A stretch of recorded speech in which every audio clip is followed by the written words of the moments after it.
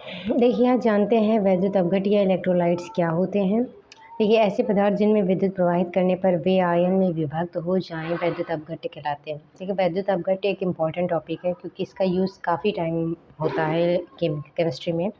तो ऐसे पदार्थ जिनमें विद्युत प्रवाहित करने पर वे आयन में विभक्त हो जाएं वैद्युत अपघट्य कहलाते हैं। मतलब अगर जो सब्सटेंस होते हैं इनमें जब इलेक्ट्रिसिटी का फ्लो किया जाता है यानी विद्युत प्रवाहित की जाती है तब वो अपने आयंस में चेंज हो जाते हैं।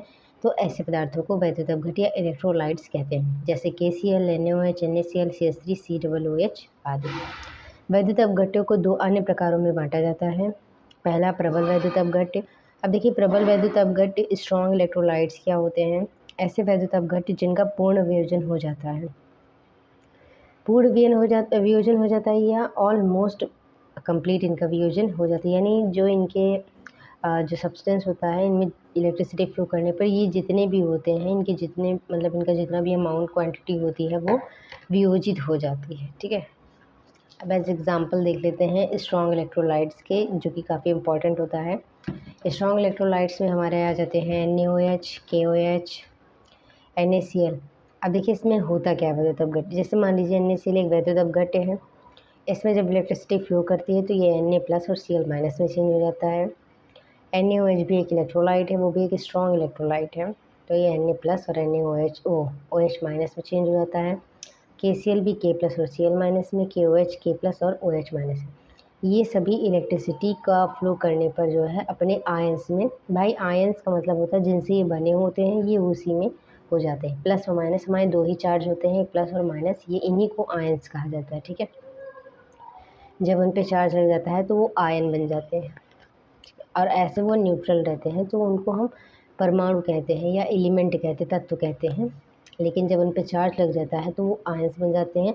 और जो इलेक्ट्रोलाइट्स जो होते हैं ये जो होते हैं इलेक्ट्रिसिटी का फ्लो इनका करने पर अगर ये कम्प्लीटली वियोजित हो जाते हैं यानी पूरी तरीके से NaCl, जैसे मान लीजिए अगर 10 ग्राम NaCl लेते हो तो 10 ग्राम NaCl पूरा का पूरा Na+ और Cl- में चेंज हो जाता है। तो ऐसे इलेक्ट्रोलाइट्स या वैद्युत अपघट्य स्ट्रॉन्ग इलेक्ट्रोलाइट्स या प्रबल वैद्युत अपघट्य कहलाते हैं। अब वैद्युत अपघट्य में ही दूसरा इम्पॉर्टेंट मतलब दूसरा टाइप आता है दुर्बल वैद्युत अपघट्य, वीक इलेक्ट्रोलाइट्स। देखिए, इन दोनों के लिए रूल भी काफ़ी सारे दिए गए हैं, वैद्युत अपघट्य, प्रबल वैद्युत अपघट्य और दुर्बल वैद्युत अपघट्य के लिए।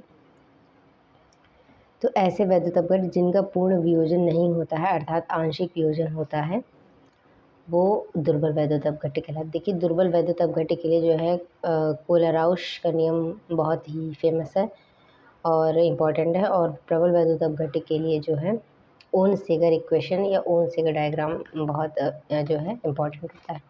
ठीक है, तो ऐसे वैद्युत अपघट्य जिनका पूर्ण वियोजन नहीं होता है अर्थात आंशिक वियोजन, यानी ये कम्प्लीटली वियोजित होंगे ही नहीं, ये या तो कम होते हैं या तो थोड़ा उससे ज़्यादा हो जाते हैं, ये कम्प्लीटली नहीं होते हैं। तो ऐसे वैद्युत अपघट्यों को दुर्बल वैद्युत अपघट्य कहा जाएगा, यानी वियोजन इनमें भी होगा लेकिन कम होगा तो दुर्बल होते हैं, अगर कम्प्लीटली हो जाता है तो प्रबल होते हैं। अब कुछ ऐसे पदार्थ भी होते हैं जो अपोजिट होते हैं, यानी अगर उनमें इलेक्ट्रिसिटी का फ्लो किया जाए तो वो अपने आयनों में वियोजित नहीं होते हैं, तो उनको वैद्युत अनवघट्य या नॉन इलेक्ट्रोलाइट्स कहा जाता है, जैसे ग्लूकोज, फ्रक्टोज, स्टार्च।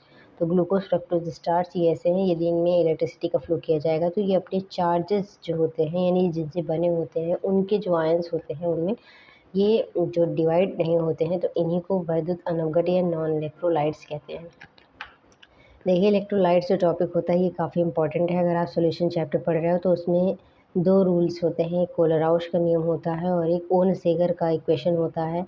ओहन-सेगर इक्वेशन जो यानी इनकी चालकता को लेके होता है कि उनकी मोलर चालकता कितनी है। ठीक है, उसी को लेके ये रूल आता है। और ये जो आपका नेक्स्ट चैप्टर जो है केमिस्ट्री का, इलेक्ट्रोकेमिस्ट्री का, उसमें भी काफ़ी इंपॉर्टेंट है। ठीक है, थैंक यू सो मच।